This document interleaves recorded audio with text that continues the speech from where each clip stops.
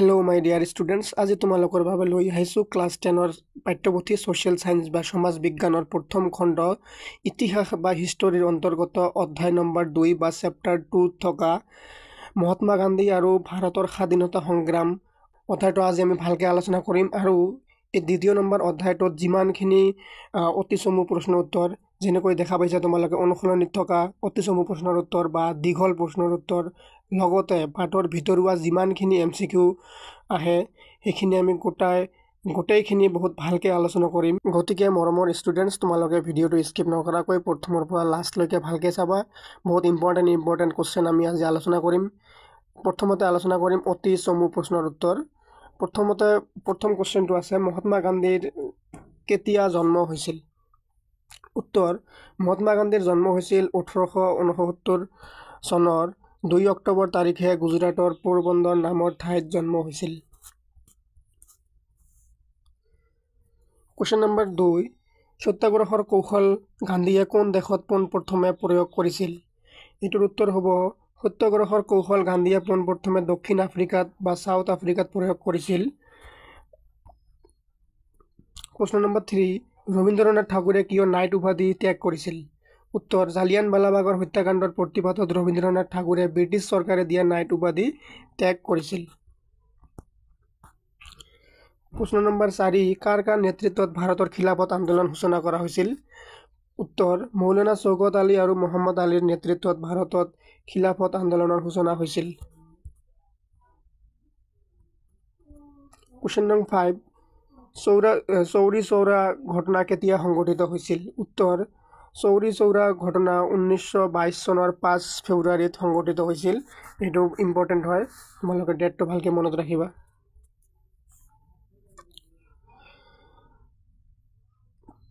Question number 6, কেনে পৰিস্থিতিত লালা লাজপত ৰায়ৰ মৃত্যু হৈছিল? উত্তৰ: লাহোৰত লালা লাজপত ৰায়ৰ নেতৃত্বত চাইমন বিৰোধী প্ৰতিবাদ সমদলে প্ৰতিবাদ সাব্যস্ত কৰোঁতে সমদলটোৰ ওপৰত লাঠি চালনাৰ ফলস্বৰূপে লালা লাজপত ৰায় গুৰুতৰভাৱে আহত হয় আৰু তাৰ ফলতেই তেওঁৰ মৃত্যু হয়। কুৱেশ্যন নম্বৰ 7, কেতিয়া আৰু ভাৰতীয় জাতীয় কংগ্ৰেছৰ কোনখন অধিৱেশনত ভাৰতীয়সকলৰ মূল দাবী হিচাপে পূৰ্ণ স্বৰাজৰ দাবী উত্থাপন কৰা হৈছিল? পূৰ্ণ স্বৰাজৰ দাবী কংগ্ৰেছৰ কোনখন অধিৱেশনত দাবী কৰা হৈছিল? ইয়াৰ উত্তৰটো হ'ব 1929 চনত লাহোৰত জৱাহৰলাল নেহৰুৰ সভাপতিত্বত অনুষ্ঠিত কংগ্ৰেছ অধিৱেশনত ভাৰতীয়সকলৰ মূল দাবী হিচাপে পূৰ্ণ স্বৰাজৰ দাবী উত্থাপন কৰা হৈছিল। ষ্টুডেণ্টছ, এইটো ভেৰি ইম্পৰ্টেণ্ট হয় কুৱেশ্যনটো, আৰু এইটো তোমালোকে MCQ আকাৰতো মনত ৰাখিব পাৰা। যদি তোমালোকক এইটো কুৱেশ্যনটো সুধি দি অপশ্যন দি দিয়ে, তোমালোকে ডেটটো আৰু ঠাইখন মনত ৰাখিবা। 1929 লাহোৰত, আৰু ইয়াৰ সভাপতিত্ব কৰিছিল জৱাহৰলাল নেহৰু। কুৱেশ্যন নম্বৰ 8, গান্ধীজীয়ে সবৰমতী আশ্ৰমৰ পৰা দাণ্ডিৰ সাগৰ পাৰলৈ লোন আইন ভংগ কৰিবলৈ কৈছিল। সবৰমতী আশ্ৰম আৰু দাণ্ডিৰ মাজত দূৰত্ব কিমান আছিল?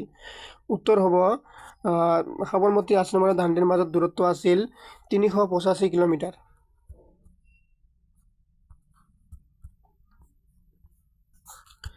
কুৱেশ্যন নম্বৰ 9, সীমান্ত গান্ধী নামেৰে কাক জনা যায়? সীমান্ত গান্ধী নামেৰে খান আব্দুল গফুৰ খানক জনা যায়। কুৱেশ্যন নম্বৰ 10, লণ্ডনত অনুষ্ঠিত হোৱা দ্বিতীয় ঘূৰণীয়া মেজমেলত কোনে কংগ্ৰেছক এককভাৱে প্ৰতিনিধিত্ব কৰিছিল? উত্তৰ: লণ্ডনত অনুষ্ঠিত হোৱা দ্বিতীয় ঘূৰণীয়া মেজমেলত মহাত্মা গান্ধীয়ে কংগ্ৰেছক এককভাৱে প্ৰতিনিধিত্ব কৰিছিল। কুৱেশ্যন নম্বৰ 11, 1932 চনত সাম্প্ৰদায়িক বাটোৱাৰাৰ ঘোষণা কৰা ব্ৰিটিছ প্ৰধানমন্ত্ৰীজনৰ নাম কি আছিল? উত্তৰ হ'ব, 1932 চনত সাম্প্ৰদায়িক বাটোৱাৰা ঘোষণা কৰা ব্ৰিটিছ প্ৰধানমন্ত্ৰীজনৰ নাম আছিল ৰামছে মেকডনাল্ড। কুৱেশ্যন নম্বৰ 12, কোনটো আন্দোলনৰ সময়ছোৱাত গান্ধীজীয়ে কৰিম কিংবা মৰিম শ্লোগানটো দিছিল? ষ্টুডেণ্টছ, এইটো ভেৰি ইম্পৰ্টেণ্ট হয়, তোমালোকে ভালকৈ মনত ৰাখিবা।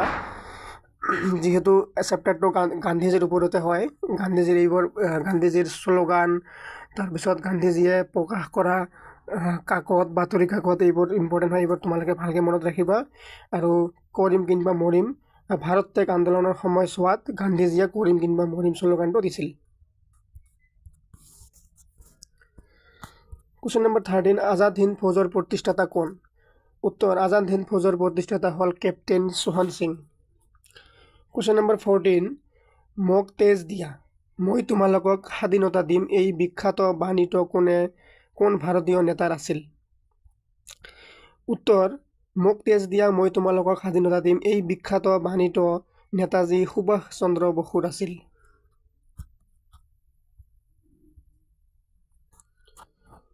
কুৱেশ্যন নম্বৰ 15 আৰু অতি উত্তৰৰ প্ৰশ্নৰ এইটো লাষ্ট প্ৰশ্ন হয়। ভাৰত আৰু পাকিস্তানৰ মাজত সীমা ৰেখা কি নামেৰে জনা যায়? ভাৰত আৰু পাকিস্তানৰ মাজত যিটো বৰ্ডাৰ আছে, এই বৰ্ডাৰটোৰ নাম কি এইটো সুধিছে। উত্তৰ, ভাৰত আৰু পাকিস্তানৰ মাজৰ সীমাৰেখাক ৰেড ক্লিফ ৰেখা নামেৰে জনা যায়। আৰু ভাৰত আৰু চীনৰ মাজত থকা মেকমোহন লাইন বুলি জনা যায়, এইটো তোমালোকে মনত ৰাখিবা।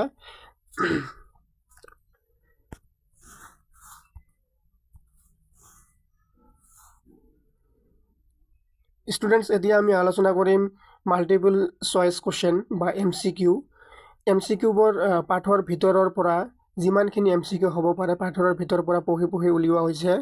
এইবোৰ তোমালোকৰ বাবে অতি ইম্পৰ্টেণ্ট হ'ব। MCQবোৰ তোমালোকে ভালকৈ মন দি MCQবোৰ ছল্ভ কৰিব চেষ্টা কৰিবা। কুৱেশ্যন নম্বৰ 1 আছে, মহাত্মা গান্ধীয়ে বেৰিষ্টাৰ উপাধি লৈ ভাৰতলৈ উভতি আহিছিল, কেতিয়া উভতি আহিছিল?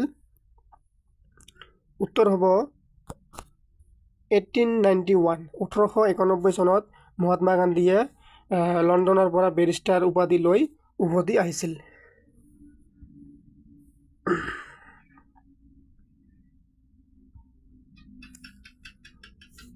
কুৱেশ্যন নম্বৰ 2, জালিয়ানৱালাবাগ ক'ত অৱস্থিত?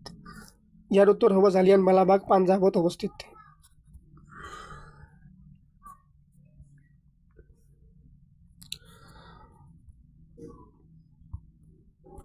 কুৱেশ্যন নম্বৰ 3, গান্ধীৰ দাণ্ডী যাত্ৰা আৰম্ভ হৈছিল, গান্ধীৰ দাণ্ডী যাত্ৰা কেতিয়া আৰম্ভ হৈছিল? ইয়াৰ উত্তৰ হ'ব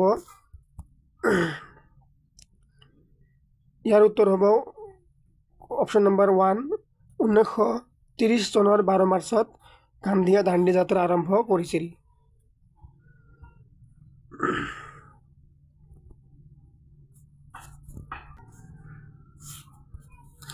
কুৱেশ্যন নম্বৰ 4, অহিংসা নীতি প্ৰৱৰ্তন কৰা লোকজন কোন আছিল? ইয়াত দিছে মহাত্মা গান্ধী, মতিলাল নেহেৰু, জৱাহৰলাল নেহেৰু আৰু বিনোবা ভাৱে। এইটো তোমালোকে জানা, এইটোৰ এনচাৰ হ'ব মহাত্মা গান্ধী। কুৱেশ্যন নম্বৰ 5, দক্ষিণ আফ্ৰিকাৰ বৰ্ণবাদৰ বিৰুদ্ধে পোনতে মহাত্মা গান্ধীয়ে অহিংসা নীতি প্ৰয়োগ কৰা চনটো হ'ল 1993। 1993ত সাউথ আফ্ৰিকাত বা দক্ষিণ আফ্ৰিকাত মহাত্মা গান্ধীয়ে পোনপ্ৰথমে বৰ্ণবাদৰ বিপৰীতে অহিংসা নীতিটো প্ৰয়োগ কৰিছিল। 6 নম্বৰ কুৱেশ্যন, দ্বিতীয় ঘূৰণীয়া মেজমেল অনুষ্ঠিত হৈছিল। দ্বিতীয় ঘূৰণীয়া মেজমেল বা ৰাউণ্ড টেবল কনফাৰেন্স কোন চনত অনুষ্ঠিত হৈছিল? এইটো হ'ব 1931 চনত।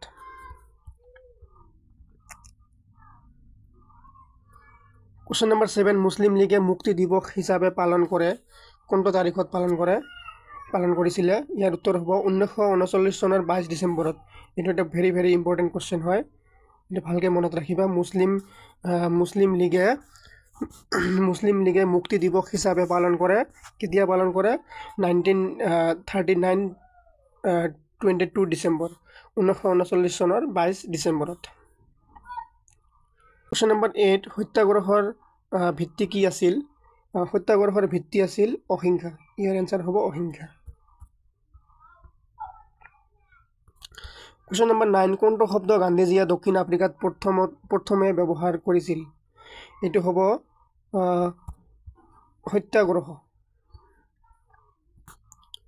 কুৱেশ্যন নম্বৰ 10, 1917 চনত ইতিহাসত কোনটো বিপ্লৱ সংঘটিত হৈছিল? এইটো হ'ব ৰুছ বিপ্লৱ। তোমালোকে এইটো বহুত ভালকৈ মনত ৰাখিবা। 17 চনত বা 1917ত ৰুছ বিপ্লৱ হৈছিল।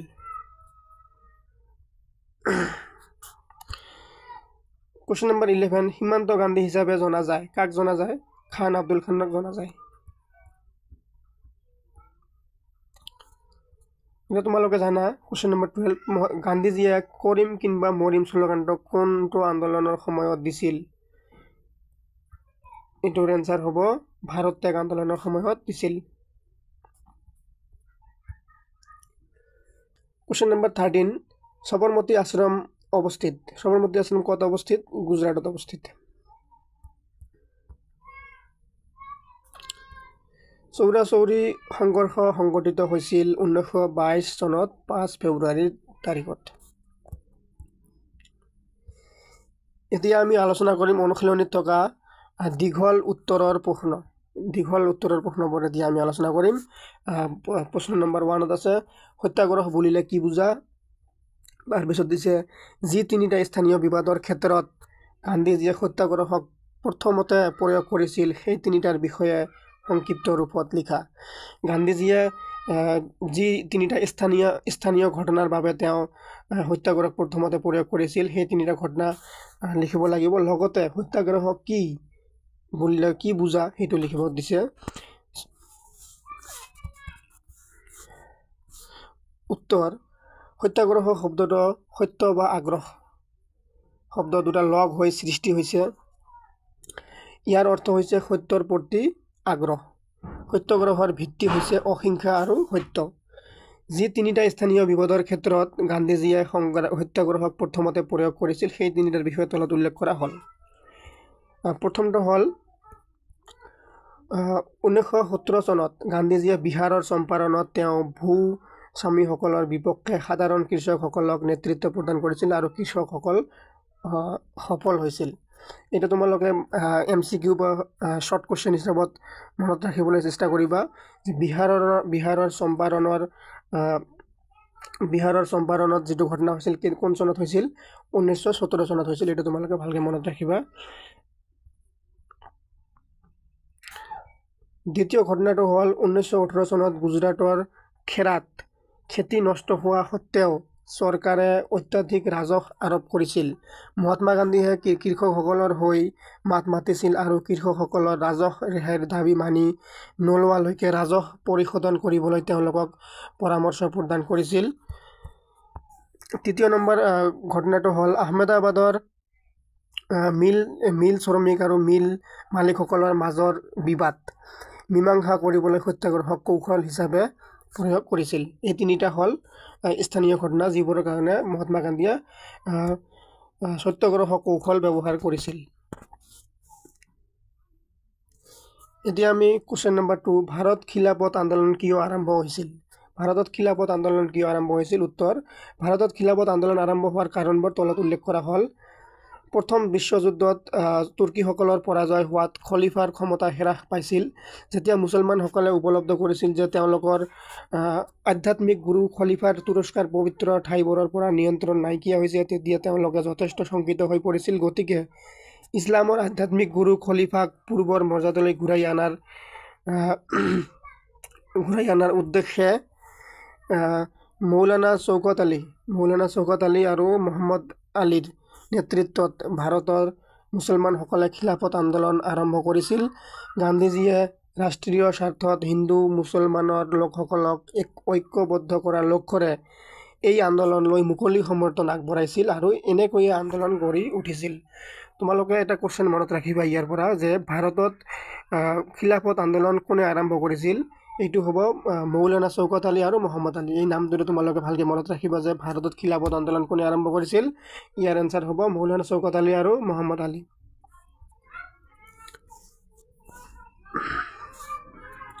কুৱেশ্যন নম্বৰ 3, 1920 চনত বা 22 চনত গান্ধীজীয়ে কিয় অসহযোগ আন্দোলন আৰম্ভ কৰিছিল? ইয়াৰ কাৰ্যসূচী কি আছিল? গান্ধীজীয়ে কিয় আন্দোলন বন্ধ কৰিছিল? উত্তৰ হ'ব 1920-22 চনত গান্ধীজীয়ে অসহযোগ আন্দোলন আৰম্ভ কৰাৰ কেইটামান কাৰণ হ'ল। প্ৰথম কাৰণটো হ'ল প্ৰথম বিশ্বযুদ্ধত ভাৰতে ব্ৰিটেইনক সমৰ্থন কৰাৰ ফলস্বৰূপে ভাৰতৰ অৰ্থনীতিত বেয়া প্ৰভাৱ পৰিছিল। দ্বিতীয় কাৰণটো হ'ল 1919 চনৰ ৰাওলাট আইনে ভাৰতীয়সকলৰ ওপৰত এই আইনৰ অধীনত সন্ত্ৰাসবাদী কাৰ্যকলাপৰ লগত জড়িত বুলি সন্দেহ হোৱা লোকসকলক বিনা বিচাৰে 2 বছৰৰ বাবে কাৰাবাস খটাব লাগিছিল। 2 নম্বৰ কাৰণটোৰ মানে হ'ল এই ৰাওলাট আইনটো যে ব্ৰিটিছ চৰকাৰে আনিছিল, এইটোৰ অন্তৰ্গত ব্ৰিটিছে যিকোনো মানুহক সন্দেহ কৰিলেই জেলত ভৰাব পাৰিছিলে।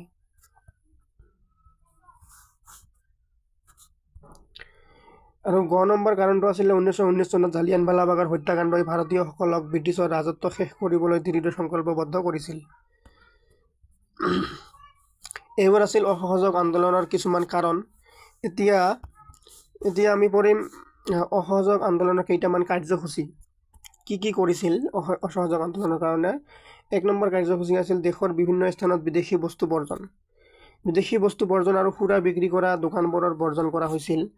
9 নম্বৰ ছাত্ৰ ছাত্ৰীসকলে চৰকাৰী বিদ্যালয় মহাবিদ্যালয় এৰি দিছিল। তাৰপিছত কাশী বিদ্যাপীঠ, বেনাৰস বিদ্যাপীঠৰ লগতে আলিগড়ত জাতীয় মুছলিম বিদ্যালয় স্থাপন কৰা হৈছিল আৰু ব্ৰিটিছে প্ৰদান কৰা উপাধি আৰু সন্মান ত্যাগ কৰা হৈছিল।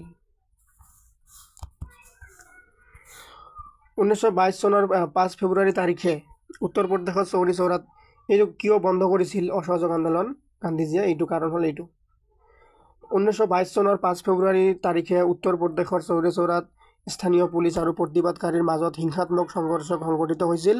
এই সংঘৰ্ষত 3জন প্ৰতিবাদকাৰী পুলিচৰ গুলীত নিহত হোৱা উন্মত্ত জনতাই পুলিচ থানাত অগ্নিসংযোগ কৰি 22 জন পুলিচক হত্যা কৰে। এই ঘটনাত গান্ধীৰ মৰ্মাহত হোৱাৰ লগতে আন্দোলন অসংখ্য নীতি পৰিহাৰ কৰা উপলব্ধি কৰিছিল। সেয়ে গান্ধীজীয়ে এই আন্দোলন বন্ধ কৰিছিল। তোমালোকে এটা কথা মনত ৰাখিব পাৰা যে চৌৰি চৌৰা স্থানটো ক'ত অৱস্থিত? উত্তৰ প্ৰদেশত। আৰু চৌৰি চৌৰাৰ সংঘৰ্ষটো কেতিয়া সংঘটিত হৈছিল? 1922 চনৰ 5 ফেব্ৰুৱাৰীত। কুৱেশ্যন নম্বৰ 4, আইন অমান্য আন্দোলনৰ মূল লক্ষ্য কি আছিল? এই আন্দোলনৰ মূল বৈশিষ্ট্য কি আছিল? উত্তৰ, আইন অমান্য আন্দোলনৰ মূল লক্ষ্য আছিল ব্ৰিটিছ চৰকাৰৰ দ্বাৰা গঠিত চাইমন কমিশ্যনৰ বিৰোধিতা কৰা, মাদক দ্ৰব্যৰ প্ৰচলন বন্ধ কৰা, টকা আৰু ষ্টাৰ্লিঙৰ অনুপাত পৰিৱৰ্তন কৰা, লোন কৰ, যি নিমখৰ ওপৰত যি টেক্স আছিল সেইটো লোন কৰ, আৰু অপৰাধ অনুসন্ধান শাখাৰ বিলুপ্ত কৰা, বিদেশী বস্ত্ৰৰ ওপৰত সীমা শুল্ক আৰোপ কৰা, সকলো ৰাজনৈতিক বন্দীক মুকলি কৰা আৰু আত্মৰক্ষাৰ বাবে সাধাৰণ নাগৰিকক অস্ত্ৰ শস্ত্ৰ ৰখাৰ অনুজ্ঞাপত্ৰ প্ৰদান কৰা। এইবোৰ আছিল আইন অমান্য আন্দোলনৰ মূল লক্ষ্য। আইন অমান্য আন্দোলনৰ মূল বৈশিষ্ট্য কি আছিল? এতিয়া আমি বৈশিষ্ট্যবোৰ পঢ়িম। আইন অমান্য আন্দোলনৰ মূল বৈশিষ্ট্য আছিল দেশৰ লোন আইন ভংগ কৰা। ব্ৰিটিছ চৰকাৰৰ এই আইনক গান্ধীজীয়ে প্ৰত্যাখ্যান জনাইছিল। সেয়ে এই আন্দোলন লোন সত্যাগ্ৰহৰ জৰিয়তে সূচনা হৈছিল। 1930 চনৰ 22 মাৰ্চত 78 জন অনুগামীৰ সৈতে গান্ধীয়ে সমুদ্ৰৰ উপকূলত দাণ্ডি যাত্ৰা আৰম্ভ কৰিছিল। অতি কম সময়ৰ ভিতৰতে এই আন্দোলন দেশৰ সকলো ঠাইতে আৰম্ভ হৈ পৰিছিল আৰু লোন আইন ভংগৰ জৰিয়তে ব্ৰিটিছ বিৰোধিতা কৰিছিল। খান আব্দুল গফুৰ খানৰ নেতৃত্বত ৰেড চাৰ্টছ হিচাপে জ্ঞাত খুদাই খিদমতগাৰ হ'ব বা ঈশ্বৰৰ সেৱকসকলে আন্দোলনটোৰ পৰিচালনা কৰিছিল। তাৰপিছত স্ব মহিলাই এই আন্দোলনত যোগদান কৰিছিল, যিসকলে মহাত্মা গান্ধীৰ লোন আইন ভংগ কৰা ধাৰণাটোৰ প্ৰতি সমৰ্থন কৰিছিল। এই আন্দোলনত গান্ধীজীৰ লগতে হেজাৰ হেজাৰ স্বাধীনতা প্ৰেমী লোকক গ্ৰেপ্তাৰ কৰা হয়। 5 নম্বৰ প্ৰশ্ন, কি পৰিস্থিতিত ভাৰত ত্যাগ আন্দোলনৰ সূচনা হৈছিল? ভাৰতৰ স্বাধীনতা সংগ্ৰামত এই আন্দোলনৰ কাৰ্যসূচীক তুমি মাইলৰ খুঁটি হিচাপে সাব্যস্ত কৰিব খোজানে? তোমাৰ মতামতৰ সমৰ্থনত যুক্তি দিয়া।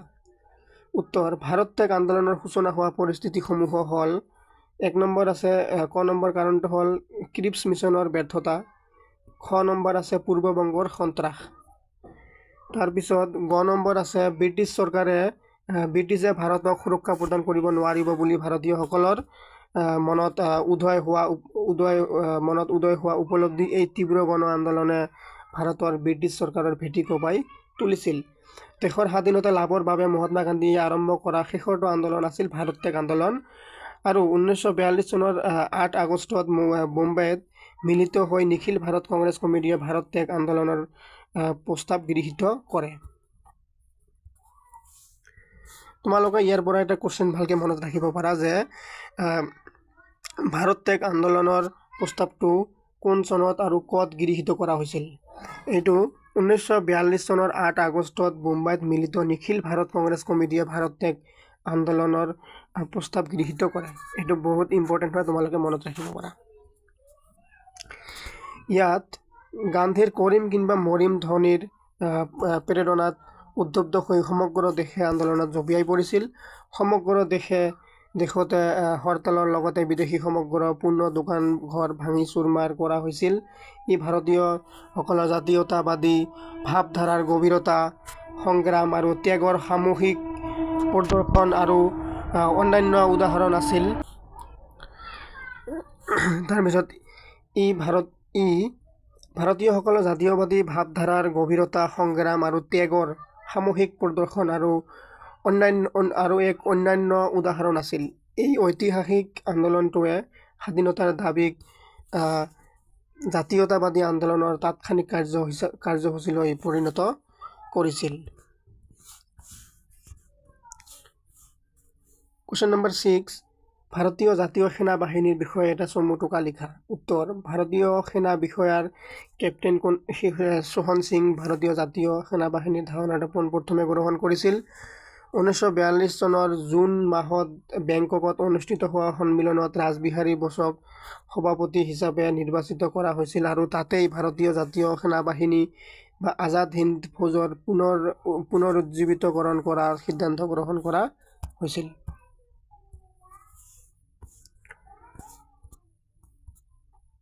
1943 চনৰ 21 অক্টোবৰত ছিংগাপুৰত আজাদ হিন্দ ফৌজৰ চৰকাৰ গঠন কৰি সুভাষ চন্দ্ৰ বসুৱে ব্ৰিটিছ মুক্ত ভাৰত গঠনৰ সংকল্প লৈছিল। বহুতো মহিলাক সৈন্য বাহিনীত ভৰ্তি কৰা হৈছিল আৰু মহিলাসকলৰ বাহিনীটোক ঝান্সী ৰাণী ৰেজিমেণ্ট, কিন্তু তোমালোকে ভালকৈ মনত ৰাখিব পাৰা ঝান্সী ৰাণী ৰেজিমেণ্ট কোনে গঠন কৰিছিল। এইটো হ'ব সুভাষ চন্দ্ৰ বসুৱে ঝান্সী ৰাণী ৰেজিমেণ্ট গঠন কৰিছিল, নামেৰে নামাকৰণ কৰা হৈছিল। ভাৰতীয় জাতীয় সেনা বাহিনীয়ে জাপানৰ লগ লাগি ব্ৰিটিছসকলৰ বিৰুদ্ধে যুদ্ধত অৱতীৰ্ণ হৈছিল। ভাৰতীয় জাতীয় সেনা বাহিনীৰ মূল শ্লোগান জয় হিন্দ ব্ৰিটিছ জয় হিন্দ। ব্ৰিটিছ আৰু সহযোগীসকলৰ সেনাৰ বিপক্ষে ভাৰতীয় জাতীয় সেনা বাহিনীয়ে জাপান, ব্ৰহ্মদেশ, ইম্ফল আৰু কোহিমাত যুদ্ধ কৰিছিল। নেতাজী সুভাষ চন্দ্ৰ বসুৰ বিখ্যাত মোক তেজ দিয়া মই তোমালোকক স্বাধীনতা দিম, এইটো এটা বহুত ইম্পৰ্টেণ্ট হয়। এই উক্তিটো কোনে দিছিল? এইটো সুভাষ চন্দ্ৰ বসুৱে দিছিল। উক্তিয়ে তেওঁৰ সৈন্যসকলক বৰকৈ অনুপ্ৰাণিত কৰিছিল, কিন্তু যুদ্ধত জাপানৰ পৰাজয় আৰু আত্মসমৰ্পণে ভাৰতীয় জাতীয় সৈন্য বাহিনীকো আত্মসমৰ্পণ কৰিবলৈ বাধ্য কৰিছিল। 1945 চনত সংঘটিত হোৱা এক বিমান দুৰ্ঘটনাত সুভাষ চন্দ্ৰ বসুৱে মৃত্যুবৰণ কৰে বুলি অনুমান কৰা হৈছে।